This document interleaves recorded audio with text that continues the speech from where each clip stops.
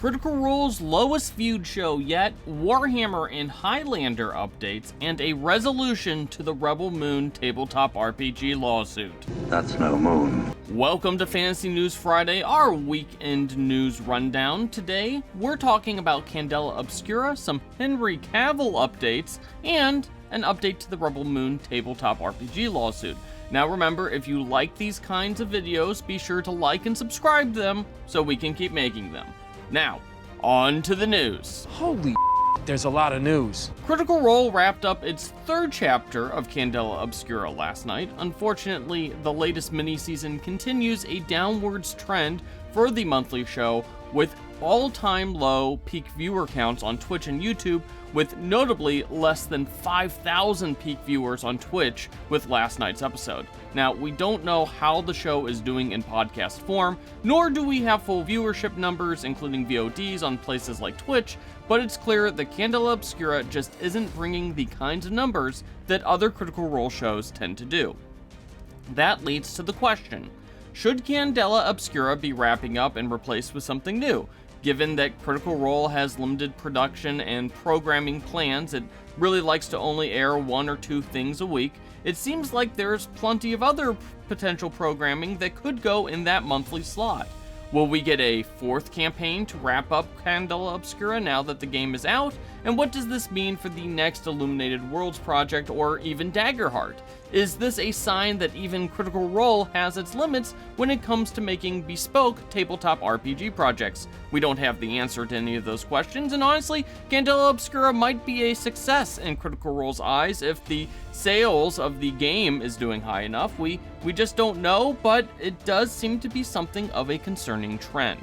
Son of a... Now, in highly disappointing Kickstarter news, CMON has purchased the game assets of the unreleased Hell the Last Saga and Anastair games from Mythic Games. While that's on its surface is a good thing, considering that Mythic Games is in a heap of trouble, both games were successfully funded on Kickstarter over the past couple of years, with Mythic Games raising over $3.2 million between the two Kickstarter projects.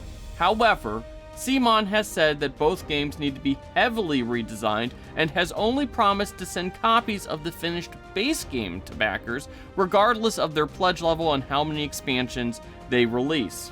Plus, backers will still be on the hook for shipping and VAT costs. Now, Mythic Games has really struggled with its Kickstarter fulfillments. Its Darkest Dungeon game has been an epic cluster as well, and to be blunt, anyone should be very skeptical of any future Mythic game Kickstarter projects in the future if they ever run one ever again, and chances are they probably won't. I am very disappointed! Henry Cavill has provided updates on his Highlander and Warhammer 40k projects. While doing the press tour for Argyle, Cavill told ComicBook.com, There's a lot of work to be done yet, and on my part. Sure. And yeah, it's going to be a serious ride.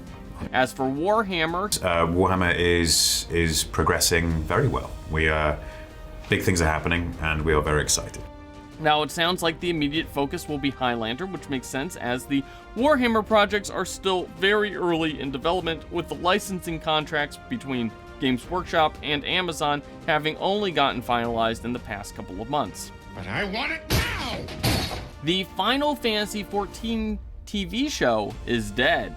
5 years after the TV project was initially announced, HiveMind head Dinesh Shamdasani confirmed that the project was dead, saying that we took around a fantastic pilot script by Ben Lustig and Jake Thornton, along with a multi-season plan they built with our showrunners, but got rejected across the board.